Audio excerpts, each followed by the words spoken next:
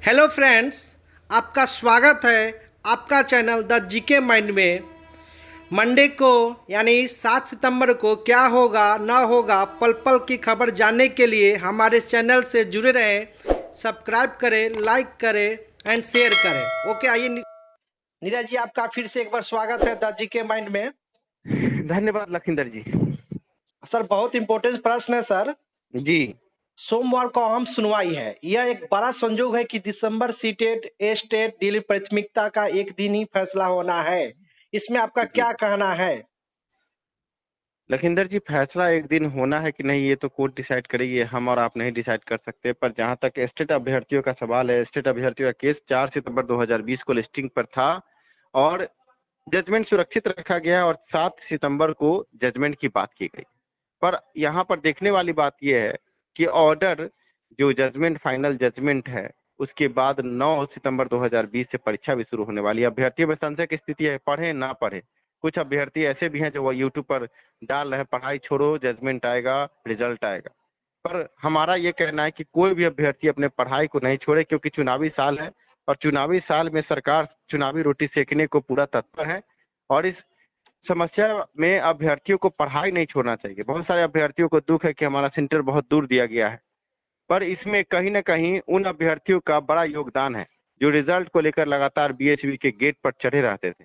पिछले दिनों अभ्यर्थियों पर एफआईआर हुआ। इन अभ्यर्थियों ने इतना हंगामा मचा दिया कि बीएसवी को आनन फानन में जल्द से जल्द परीक्षा की तिथि घोषित करनी पड़ी। साथ में उपद्रव को देखते हुए सेंटर को इस तरह से रखा गया कि उपद्रव नहीं हो। इसका हम विरोध करते हैं। इतना दूर सेंटर नहीं देना चाहिए, खासकर महिला और दिव्यांग अभ्यर्थियों के लिए तो बिल्कुल ही नहीं देना चाहिए इस कोरोना प्रकोप में। जब 50 मीटर दूर बैठा जो अधिकारी है वो हमसे मिल नहीं पाया। कल बीएससी में हम पहुंचे थे इस संबंध में कि अधिकारी उच्च अधिकारी मिले और इस पर वार्ता करे, पर उनका कहना था कि कोरोना प्रकोप में अधिकारियों से मिलने में थोड़ी सी मनाही, इसलिए मिलने से रोका गया।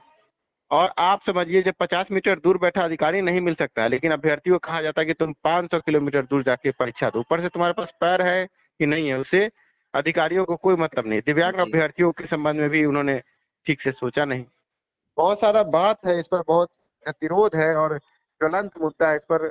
हमें लगता है कि अगले 1-2 दिन में कुछ ऐसा फैसला आएगा जो ऐतिहासिक होगा, जी क्योंकि ये कहीं से भी मान्य नहीं है। महिला अभ्यर्थी बच्चों को लेकर कैसे जाएंगे? कोरोना का मामला, आज आप पेपर पढ़ेंगे तो ये साफ तौर से दर्शाया गया है कि कोरोना बहुत बढ़ रहा है और पूरे देश में एक दिन के अंदर पेपर में लिखा गया था कि करीब 80,000 से ऊपर केस पाए गए हैं। जी जी ऐसी स्थिति में स्टेट की परीक्षा जो अभी जो सरकार चाहती है चुनावी रोटी सेकने को हम ले लें और महिला अभ्यर्थियों को बच्चों के साथ कोरोना के संक्रमण के बीच छोड़ा जाता है 300, 400, 500 किलोमीटर दूर जाने के लिए, ये गलत है।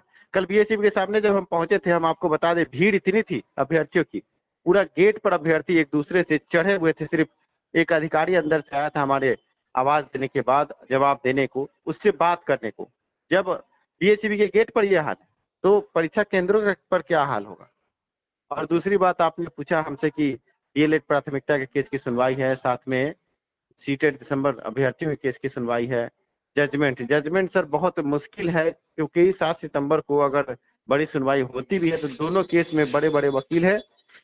डीएलएड प्राथमिकता के केस में जैसा कि आपको पता है कि वाईबी गिरी है और विपक्ष की तरफ से भी जो इंटरवेनर बनाए गए हैं वहां से भी बहुत बड़े बड़े वकील हैं। सुनवाई बहुत जोरदार होगी और अगर डीएलएड प्राथमिकता का केस की सुनवाई अगर लंबा चला, 2 से 3 घंटे तक चली, तो फिर आगे उसके बाद सीटेट दिसंबर अभ्यर्थियों को हो सकता है कि अगली तारीख मिले।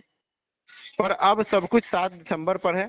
7 दिसंबर के संबंध में ये भी हम आपको बता दें कि अभी तक सीए हमारे वकील को उपलब्ध नहीं हुआ है और जब तक सीए उपलब्ध नहीं होगा हमारा वकील कैसे रिज्वाइंडर भेजेगा? और जब रिज्वाइंडर नहीं फाइल किया जाएगा तो आगे सुनवाई क्या होगी? सीटेट दिसंबर अभ्यर्थियों को हम बता दें कि ये सुनवाई अभी लंबी चलने वाली है। अभ्यर्थी कमर कस ले और 7 सितंबर 2020 को हम आशा करते हैं कि सुनवाई हो। और ये भी हम जान रहे हैं कि हमारे वकील का पक्ष बहुत मजबूत होने वाला है। बहुत मजबूत इसलिए होने वाला है कि सीए जब फाइल नहीं हुआ है तो शिक्षा विभाग के उच्च अधिकारियों को फटकार लगने वाली है। इसी को लेकर के कल जब सवाल पूछा गया है हमारे विपक्षी द्वारा, तो जो शिक्षा के सचिव है उनके द्वारा ये जवाब दिया गया कि हम इस पर देख रहे हैं, एग्जामिन कर रहे हैं कि आखिर क्या हुआ है, क्यों नहीं सीए फाइल किया गया, क्यों नहीं सीए सरकार और शिक्षा विभाग की तरफ से दिया गया। जी पर बड़ी बात यह है कि इन सबके बीच आप अधिकारियों की उदासीनता देख सकते हैं और बिहार के बेरोजगार शिक्षक युवा जो आगे चाहते हैं कि उनको नौकरी मिले, वो भी हलकान है इस कोरोना प्रकोप के बीच। सब परेशान है, सिस्टम कहीं फेल है।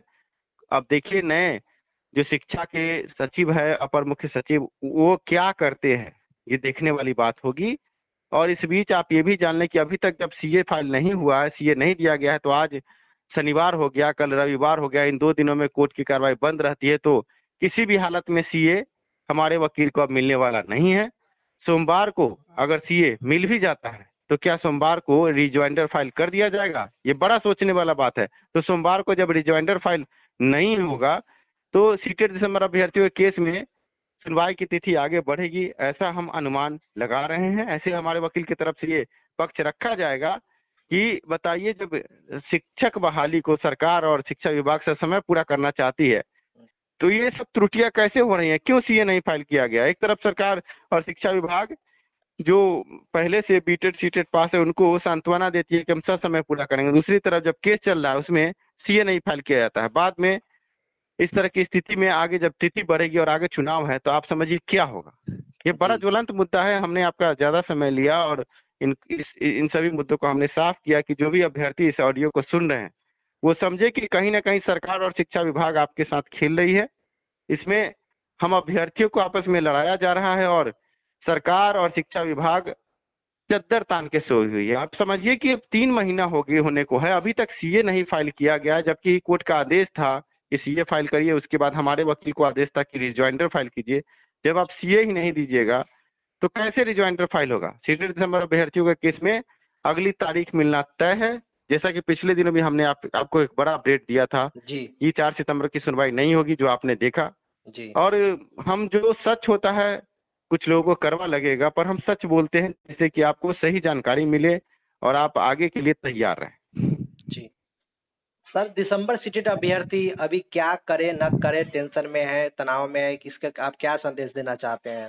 देखिए, सिर्फ दिसंबर सीटेट अभ्यर्थी तनाव में नहीं है, एस्टेट अभ्यर्थी भी तनाव में है। एक जी तरफ जी ऑर्डर जजमेंट, जो फाइनल जजमेंट है वो रिजर्व है और अभ्यर्थी पढ़े कि नहीं पढ़े इस पर स्टेट अभ्यर्थियों में संशय है।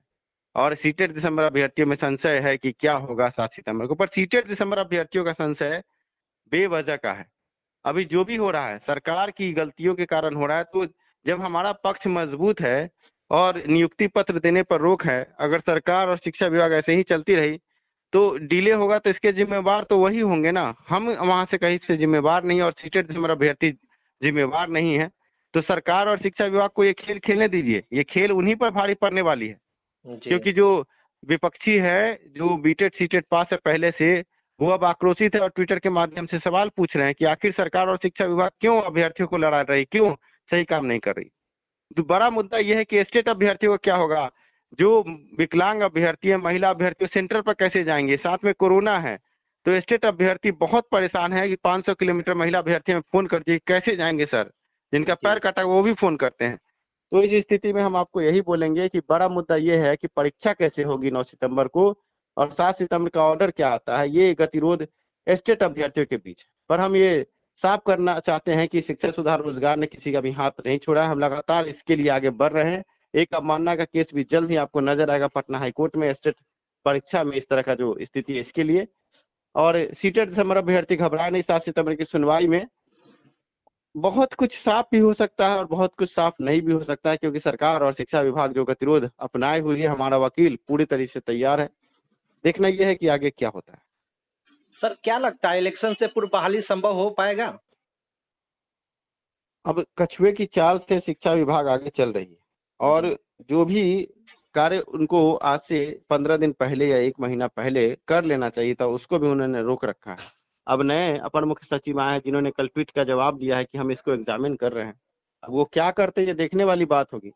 पर सीटेट समर अभ्यर्थियों में से कुछ अभ्यर्थियों ने, हमने देखा है कि ये ट्वीट आया है कि नीरज सर को ये बात नहीं बोलना चाहिए। तो जी आप समझिए कि अगर हम आवाज नहीं उठाएंगे, एकता नहीं रहेगी। आप 7 सितंबर को हमसे उम्मीद रखते हैं कि सुनवाई हो, आपके पक्ष में फैसला है और हमारा पक्ष जब इतना मजबूत है तो हम आगे बढ़कर हमने इस बात को रखा शिक्षा विभाग के सामने, अपर मुख्य सचिव के सामने हमने रखवाया कि आप इस पर कार्रवाई करें। अभी तक सीए क्यों नहीं दिया गया? आखिर इस तरह जो अभ्यर्थी जो हैं वो भी तो हलकान हैं, वो भी तो परेशान हैं, मानसिक पीड़ा से गुजर रहे हैं, कौन सोचेगा उनके बारे में। तो घबराए नहीं अभ्यर्थी, जो भी हम करते हैं उसके पीछे बहुत कुछ होता है, और जो भी कार्य किया जा रहा है सोच समझ के किया जा रहा है। नीरज जी, आपका बहुत बहुत धन्यवाद है, आपने समय दिया। जी, धन्यवाद आपका भी लखिंदर जी। आशा करते हैं कि अभ्यर्थियों के सवालों का जवाब हम दे पाते हैं। धन्यवाद।